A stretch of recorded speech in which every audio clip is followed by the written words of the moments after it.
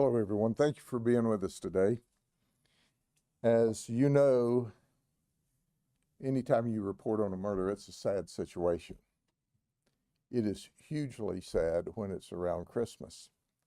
And what I'm about to describe to you is even 10 times that worse.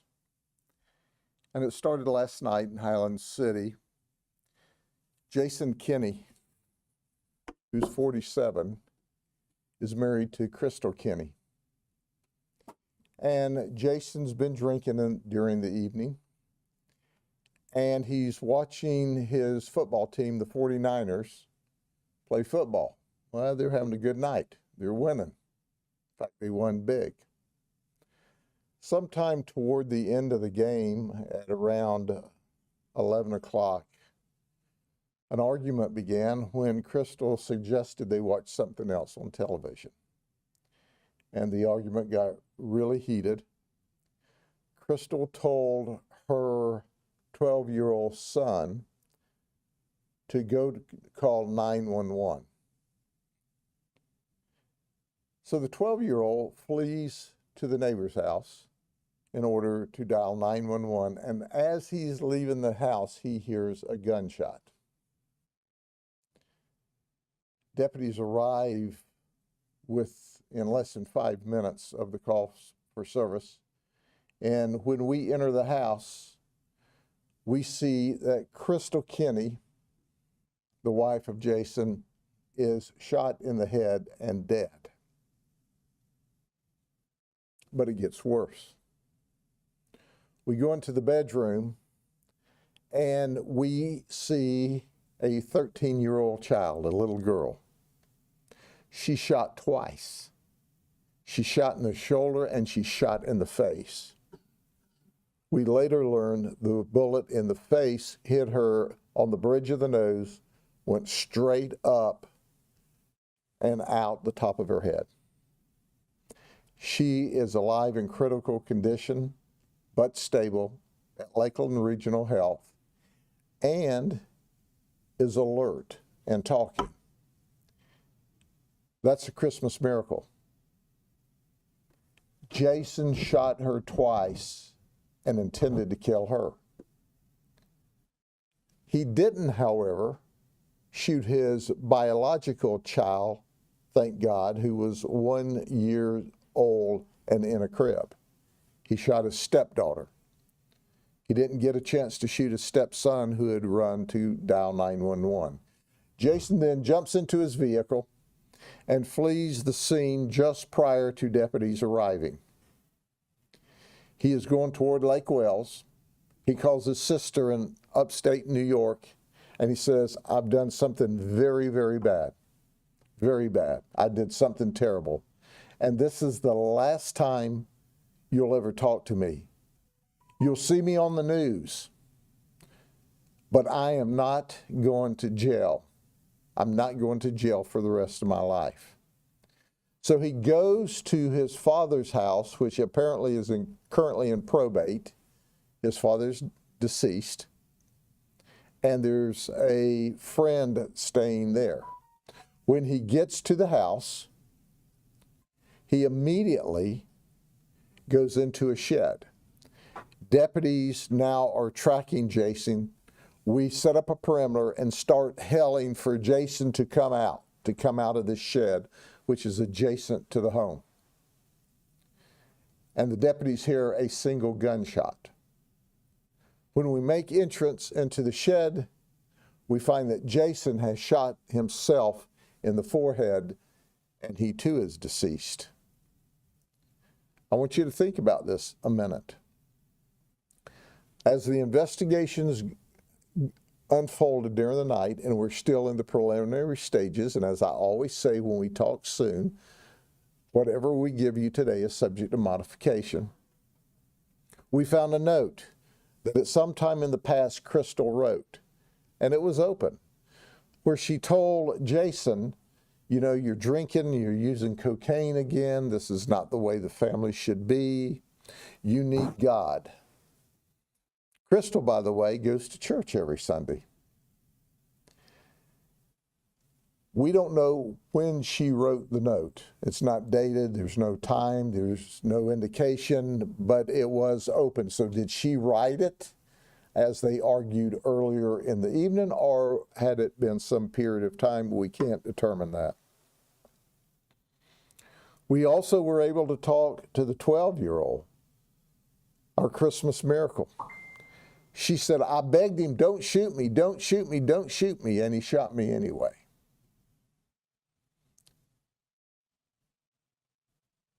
This is things that are never supposed to happen. And certainly we are all very, very happy that our little 13-year-old girl is, from every indication, going to survive and thrive. But the investigation's still underway. But this is a family disturbance that apparently had gone on for some time. We talked to another family member, and that family member said, oh, he's been beating on her for a while. So we've checked our records to see if we received any calls at the residence, and we have not. He has never been arrested for domestic violence. But bottom line is, 3 days before Christmas, he shot and killed his wife. He shot his 13-year-old stepdaughter twice and intended to kill her. Called his sister and confessed that he did something terrible, and then rather than be arrested, shot and killed himself. Quite frankly, I don't want to sound sinister, but the only thing he did right that night was shoot himself after those horrible deeds. If he felt that way, he could have taken himself out and not hurt those two beautiful people. So it's sad anytime. It's horrific anytime. He had a chance. He could have gotten mental health help. We'd have done anything we could for him and the family in advance.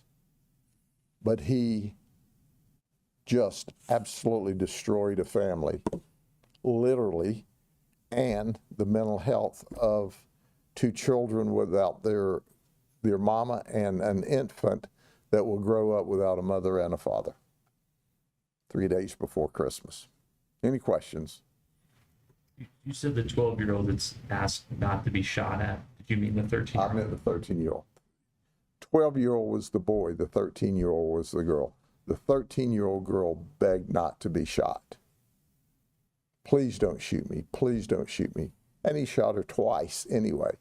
The 12-year-old had fled out of the house, and the 12-year-old, heard the first gunshot as he was leaving.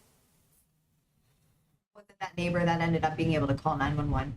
He went to a neighbor's house, and 911 was dialed from the neighbor's house. Was the gun registered to him? We don't know who the gun's registered to, and you don't have to register guns in Florida, so that we will do a background on the gun, but it's too early to determine ownership. But the reality is, in Florida, we don't register guns, so. And I know you said he didn't have there hadn't been prior domestic violence related calls. Did he have any other, history of any sort of violence? No criminal history. What happens to these children now? Well, right now they're with the grandparents. DCF's call. DCF will take custody of them. They are placed right now with grandparents. And long term, the DCF and the grandparents will have to work that out. Because, I understand that the 12-year-old boy and the 13-year-old girl who was shot, that their father is in California someplace, has never had any interaction with the children. That's the early information. And of course, the infants, mom and dad are deceased. So the entire family was destroyed. And I must tell you, our homicide detectives are distraught. When they go in there, there's a beautiful Christmas tree with lots of Christmas presents under the tree, just like the nuclear family should be. And so they said, we see this big, beautiful Christmas tree. We see the presents wrapped underneath the tree. We see the evidence of a wonderful Christmas about to occur in this house. She goes to church. She tells him, you need God. You're slipping into abuse of drugs and alcohol. And it ends up this way.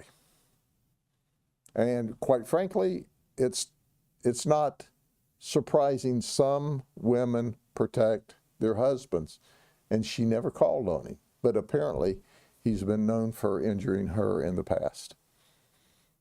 What's your message, just especially since it's Christmas time, to other families? I mean, I know this is probably Well, the worst possible. Sure, my message to everyone is there's always help, free help. Dial 911 and say, I need help. Call any human services. We'll all provide help. None of this had to occur. There's no reason for this to occur. How does an argument over a television program end up with a murder, an attempted murder, and a suicide? That should never happen. So call for help. We have all kinds of services. We will come to you. We do house calls. We'll come to you and help you. Don't hurt yourself. Don't hurt a loved one. That the letter could have been what started this argument? Have no idea. Have no idea about the, we have no idea that whether or not she wrote the letter last night or this has been a build-up over time. That will be part of the investigation into the future. But it was there, and it was open for the detectives to see. It's not like we had to search it up in the house. You said it was found on him. No, it was found in the house.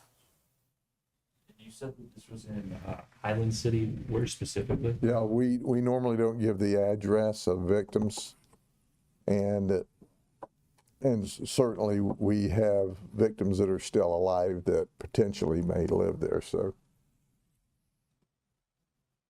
okay. Now that that's over, you all have a Merry Christmas, okay?